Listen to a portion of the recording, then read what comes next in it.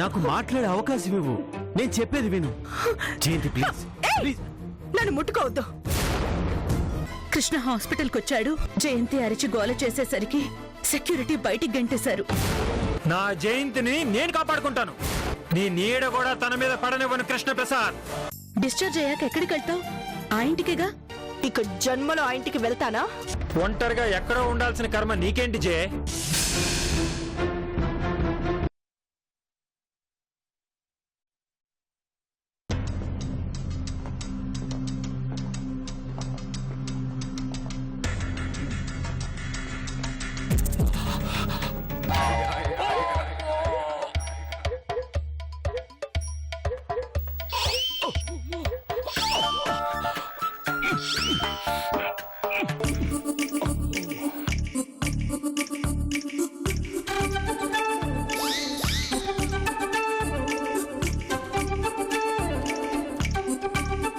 ఏంటమ్మా ఎప్పుడు చూసినా ఆ డబ్బా ఒకటి ముందేసుకొని ఏదో కొడుతూనే ఉంటావు.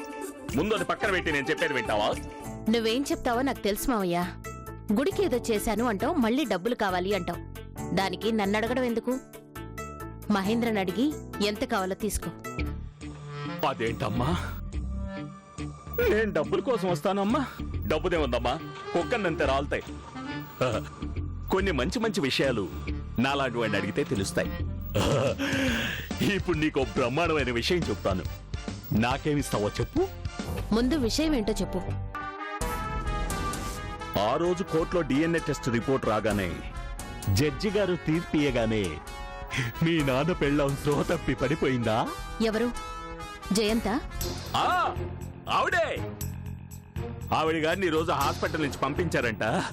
మన డిటెక్టివ్ కనిపెట్టే ఆ వార్త నాకు చెప్పారు. నేను నీకు చెబుదావని అసుని నా చెప్పలాగా పరిగెత్తుకుంటూ వచ్చి నా చిప్ప పగలగొట్టుకున్నాను. ఇది వార్త? అబ్బో, ఆవిడ గారు ఎక్కడుంటే నాకేంటి? ఇది చెప్పడానికి పరిగెత్తుకుంటూ వచ్చావా? సిగ్గులేదు?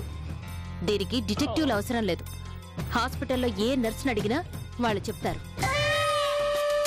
అక్కడే ఉందమ్మా ట్విస్ట్. నేను ఒక ప్రశ్న వేస్తాను, సమాధానం చెప్పు. ఏంటది? హాస్పిటల్ నుంచి వెళ్ళిన జయంతి ఎక్కడికి వెళ్ళుంటుందో చెప్పు చూద్దాం. ఎక్కడికి వెళ్తుంది? ఆ కృష్ణ ఇంటికి మాత్రం చచ్చినా వెళ్ళదు. తనతో కలిసి ఉండదు. హ, ఎక్కడ రూమ్ తీసుకుని ఒంటరిగా ఉంటుంది. లేదంటే అనాథాశ్రమం నడుపుతుంది కదా ఆ అర్చనమ్మ, అక్కడే అనాథలాగా చేరుంటుంది. అదేనమ్మా అసలు ట్విస్ట్. అలా వెళ్తే కొత్తదనం ఏముంది? అటు కృష్ణప్రసాద్ ఇంటికి పోలేదు, అర్చనమ్మ ఆశ్రమానికి పోలేదు, చివరికి చందు రాజాలు ఉన్నారు కదా వాళ్ళింటికి పోలేదు. మరి ఒంటరిగా ఉంటుందా?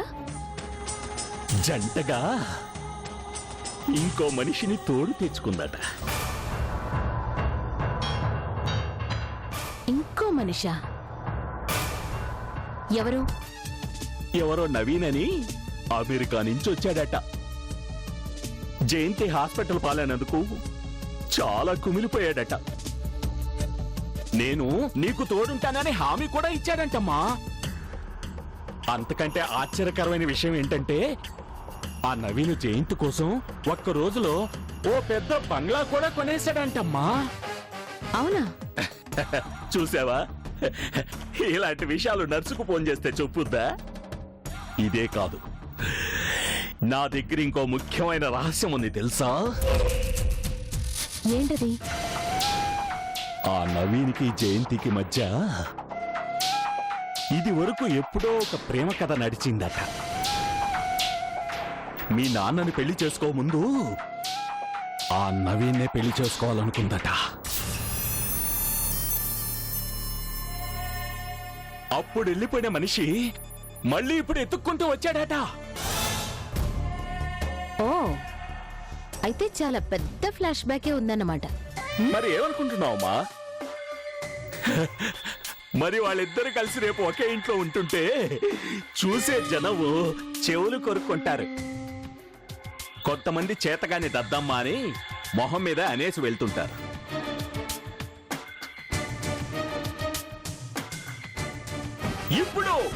ఇప్పుడు ఆ కృష్ణప్రసాద్కి అసలు టెన్షన్ మొదలవుతామ్మా. కట్టుకున్న పెళ్ళాం మరో మొగారితో కలిసి ఉంటుంది ఏంటని జనాలు అడుగుతుంటే ఏం చెప్పాలో పిచ్చెక్కిపోతుంది. మీ అమ్మని నిన్ను ఎలా ఏడిపించాడో అట్ట అట్ట ఆ నవీన్ని జయంతిని ఏడిపిస్తూ ఉంటే అబ్బబ్బబ్బబ్బబ్బా! అది చూడాల్సిందే కానీ చెప్పేది కాదమ్మా.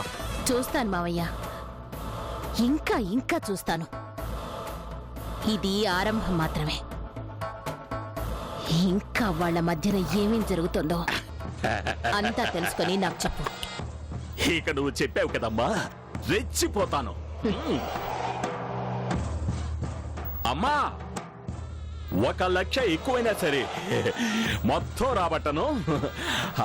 ఇక నీ పని నువ్వు చూసుకోమ్మా, నా పని నేను చూసుకుంటాను.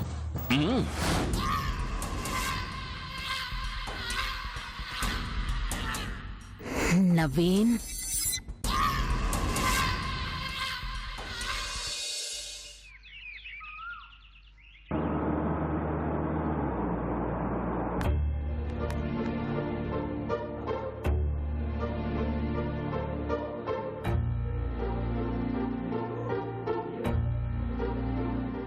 Come on, Jay.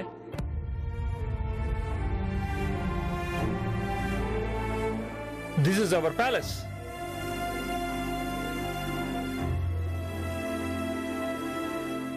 How is it?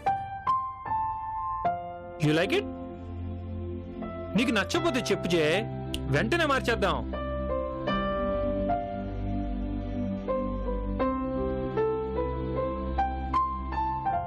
Come on, Jay. Come on, Jay.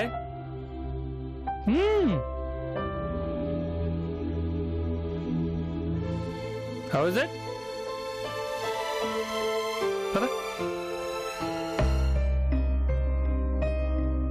Come on, Jay.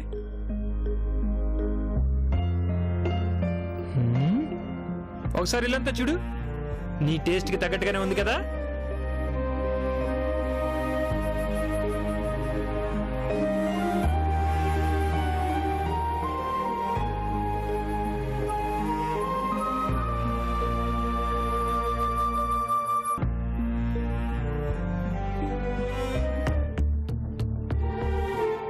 ఇదిగో, నీకు ఇష్టమైన రెడ్ రోసెస్ పెట్టించాను. నీకు ఇష్టమైన కలర్స్ రాత్రి రాత్రి వేయించాను. ఓ మర్చిపోయాను, ఇప్పుడే వస్తాను, నువ్వు ఇలా కూర్చో. ఓకే?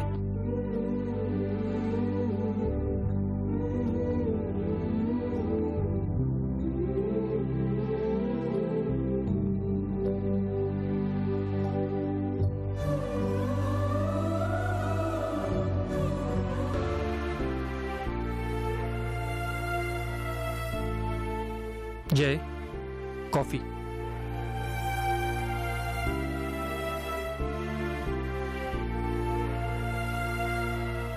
ఇలా మనిద్దరం కలిసి కాఫీ తాగి చాలా రోజులైంది కదా.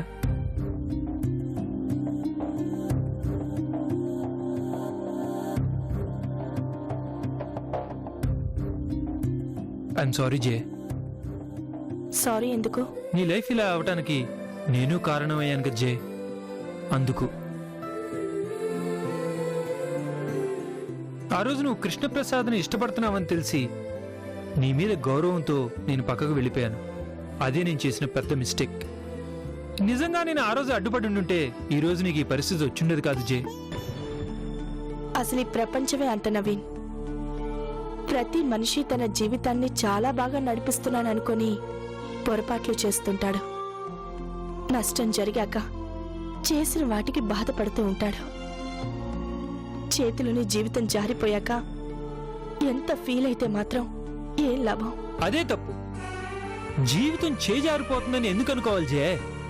చేజారుతుందని తెలుసుకున్నావు కదా, అది పూర్తిగా పోకుండా కాపాడుకో. ఫర్ ఎగ్జాంపుల్, నీ చేతిలో ఉందే ఈ కప్పు, అందులో సగం కాఫీ ఉంది అని అనుకుంటే జీవితం ఆశ వైపు నడిచినట్లు. సగం కప్పు ఖాళీగా ఉందని అనుకుంటే నిరాశ వైపు నడుస్తుందని అర్థం. నిరాశ మనిషికి ఎప్పుడూ గతాన్ని గుర్తు చేస్తుంది. ఆశ భవిష్యత్తును నిర్ణయిస్తుంది. ఫ్యూచర్ గురించి ఆలోచిస్తేనే మనిషి ముందుకెళ్తాడు జే. అసలు నాకు ఫ్యూచర్ ఉందా? ఎందుకు లేదు జే, నువ్వేమైనా రేపో మోపో రాలిపోయే ముసలానివా?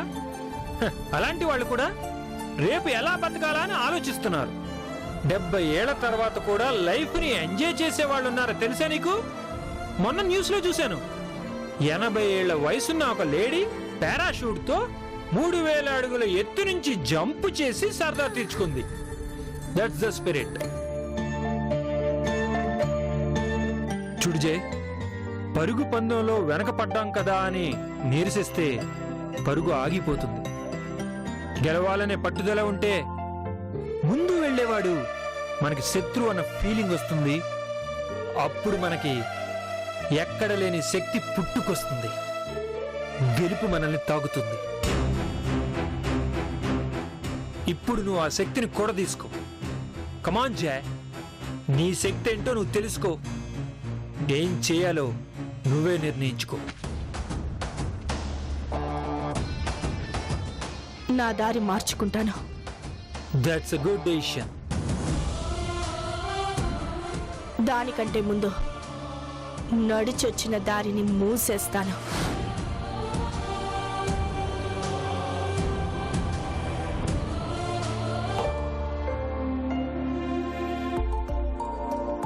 చందు, తొందరగా, టైం అయిపోతుంది. వస్తున్నాను.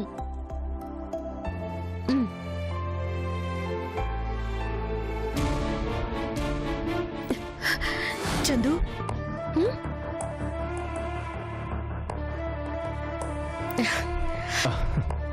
రాపిద్దమ్మా. రండి, కూర్చోండి.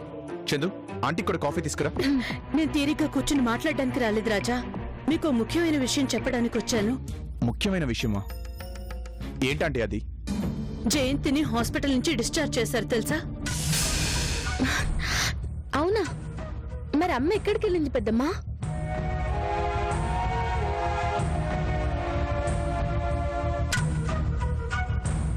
నాకు తెలిసి అంకుల్ దగ్గరికి వెళ్ళే పరిస్థితి లేదు. ఇక్కడికి రాలేదు. మరెక్కడికి వెళ్ళుంటారు? ఆశ్రమానికి ఏమన్నా వచ్చారా? నేను రమ్మనే పిలిచాను, కానీ ఎంత చెప్పినా రాలేదు రాజా. మరి ఎక్కడికి వెళ్ళింది పెద్దమ్మా? అమెరికా నుంచి జయంతి ఫ్రెండ్ నవీన్ వచ్చాడు. నీకు గుర్తున్నాడా? అవును. అతను జయంతి పరిస్థితి తెలుసుకుని మళ్ళీ ఇండియాకు వచ్చాడు.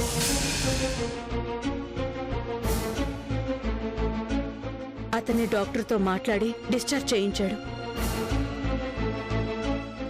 జయంతి కోసం ఒక ఇల్లు కూడా కొన్నాడు. ఇప్పుడు మీ అమ్మ అతనితో కలిసి ఆ ఇంటికి వెళ్ళింది. అవునా? అవును రాజా. నేనెంత పిలిచినా రాలేదు. ఎవరింటికి రాను అని చెప్పింది. ఆ నవీన్ దీన్ని అవకాశంగా తీసుకునేలా కనిపిస్తున్నాడు. అతని ప్రవర్తన, మాటలు నాకెందుకో చాలా ఇబ్బందికరంగా కనిపిస్తున్నాయి. తప్పేముంది పెద్దమ్మా? అమ్మ మంచి నిర్ణయం తీసుకుంది. ఏంటి చందు నువ్వు అనేది? అది మంచి నిర్ణయమా? మరి కాదా? ఇప్పుడు అమ్మ ఎక్కడికి వెళ్ళాలి? అంత మోసం చేసిన డాడీ దగ్గరికి వెళ్తుందా? ఆయనకి కూతుర్నైనా నా దగ్గరికి వస్తుందా? తోటి కోడలైన పెద్దమ్మ దగ్గరికి వెళ్తుందా? ఎటు చూసినా అందరం ఆయన గారితో సంబంధం ఉన్నవాళ్ళమే కదా. అమ్మ స్థానంలో ఉండి ఆలోచిస్తే ఎవరితోనూ తను కలిసి ఉండే అవకాశం లేదు. ఉన్న ఆస్తి కూడా డాడీ మూలంగానే పోయింది. ఆస్తి పోయి, కన్న తండ్రి పోయి, కట్టుకున్నవాడు దారుణమైన మోసం చేశాక తను ఏ మొహం పెట్టుకుని ఇంకా మన దగ్గరకు వస్తుంది? ఈ టైంలో నవీన్ గారు నిజంగా దేవుడిలా వచ్చి ఆదుకున్నారు. కానీ రేపది ఎంత పెద్ద సమస్య అవుతుందో ఆలోచించావా? ఏంటి పెద్దమ్మా సమస్య? ఎందుకు సమస్య అవుతుంది? అసలు తప్పంతా నాది. ఆ రోజు నవీన్ గారు అమ్మ పెళ్లి చేసుకోవాలనుకుంటున్నారని తెలిసి నేను వెళ్లి ఆయనతో మాట్లాడి అమ్మని తీసుకొచ్చి ఈ పెద్ద మనిషికిచ్చి పెళ్లి చేశాను. ఆ పొరపాటికి ఎంత పెద్ద శిక్ష పడుతుందో చూశారుగా. ఇలాగైనా ఆ తప్పును సరిదిద్దుకునే అవకాశం వచ్చింది అని నేను చాలా హ్యాపీగా ఫీల్ అవుతున్నాను. నేనేం చేయాలో తెలియక మీకు చెప్పుకుందామని వస్తే నువ్వేంటమ్మా ఇలా మాట్లాడుతున్నావు? నేను మాట్లాడే దాంట్లో న్యాయం ఉంది పెద్దమ్మా. మనం ఇప్పుడు ఆలోచించాల్సింది మోసం చేసిన డాడీ గురించి కాదు, మోసపోయిన అమ్మ గురించి. నన్ను అడిగితే తన నిర్ణయం కరెక్టే.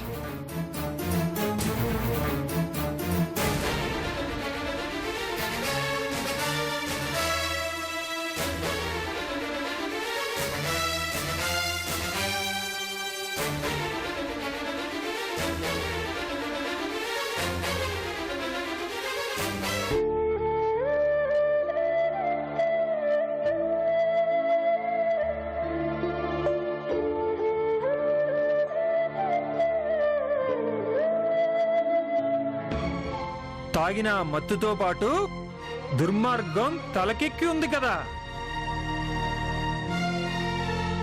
నీ వల్ల నా జయంతి ఆస్తి పోగొట్టుకొని తండ్రిని పోగొట్టుకొని చివరికి పిచ్చిదాల్లాగా తయారైంది. నా జయంతిని నేను కాపాడుకుంటాను.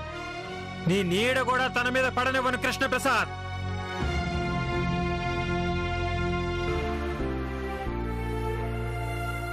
బాబు జ్యూస్ తీసుకోండి.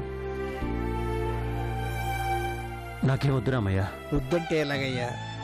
రాత్రి కూడా ఏమీ తినకుండానే పడుకున్నారు, ఉదయం నుంచి ఏమీ తినలేదు.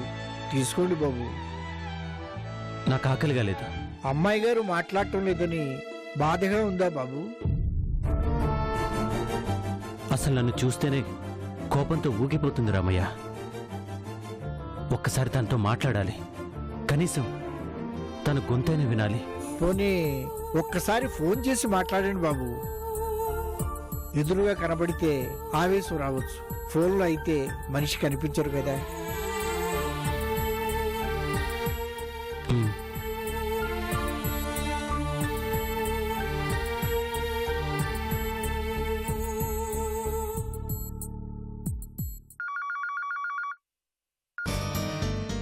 హలో, నా పేరు కృష్ణప్రసాద్. 5వ నెంబర్ రూమ్లో పేషెంట్ జయంతికి హస్బెండ్ని. తనకి ఒకసారి ఫోన్ కనెక్ట్ చేస్తారా?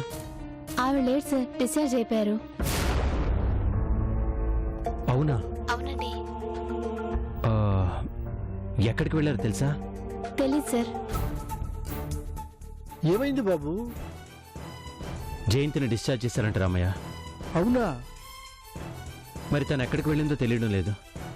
ఒకవేళ వదిన ఆశ్రమానికి వెళ్ళిందో లేక చందు ఇంటికి తీసుకువెళ్ళిందో. అక్కడికి వెళితే మీకెప్పుడో ఫోన్ వచ్చేది కదా బాబు. మరి అటు వెళ్ళక ఇటు రాక ఎక్కడికి వెళ్ళి ఉంటుంది రామయ్య? నవీన్ బాబు అమెరికా నుంచి వచ్చారు కదా బాబు, అక్కడికే వెళ్ళారనుకుంటున్నాను. అక్కడికా? Sir post.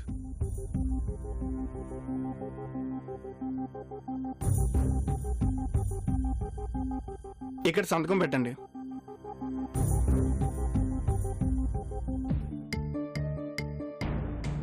Thank you sir.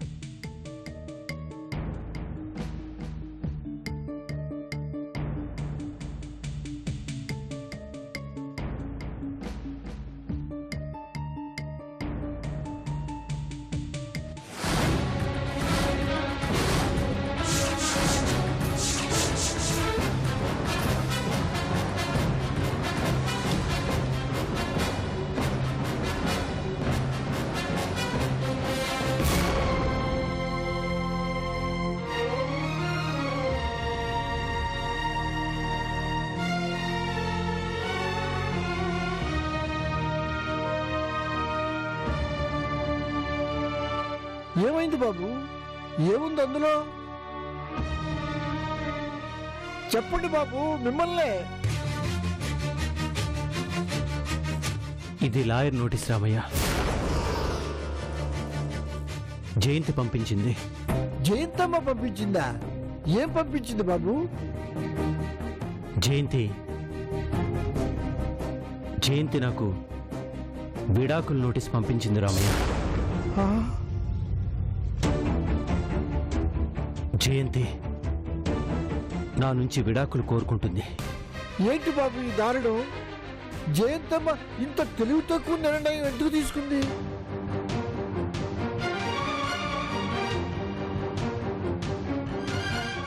తెలివి తక్కువ నిర్ణయం కాదు రామయ్య, సరైన నిర్ణయమే తీసుకుంది.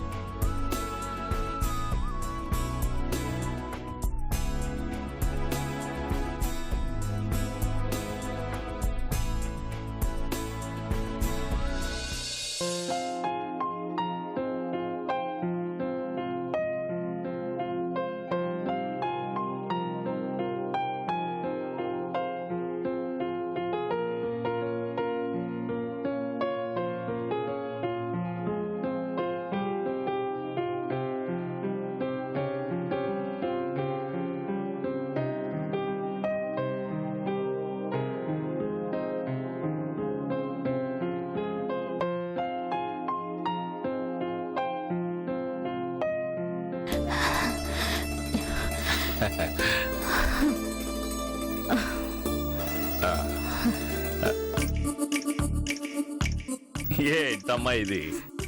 నీ దెబ్బకి అందరికి చెమట్లు పెట్టాలి గాని నువ్వు ఇలా చెమట్లు పెట్టేలా కష్టపడడం దేనికి? ఊరికే తిని కూర్చుంటే ఒళ్ళే కాదు, బుర్ర కూడా మాట వినదు మావయ్య. జ్యూస్ తీసుకోమ్మా. అది సరే గాని నువ్వెక్కడికో వెళ్ళొస్తానన్నావు. మన డిటెక్టివ్లు ఫోన్లో నాకు విషయం అంతా చెప్పేశారమ్మా. ఏంటది? ఓ గొప్ప న్యూస్ తెచ్చానమ్మా. ఇది విన్నావంటే నన్ను మన కుర్రాళ్ళని డబ్బు కట్టలతో కొట్టేస్తావనుకో. ముందు విషయం చెప్పు మావయ్య, దేంతో కొట్టాలో నేను డిసైడ్ చేస్తాను. మీ అమ్మకు మీ నాన్న చేసిన మర్యాదే ఆ జయంతి మీ నాన్నకి చేసిందమ్మా.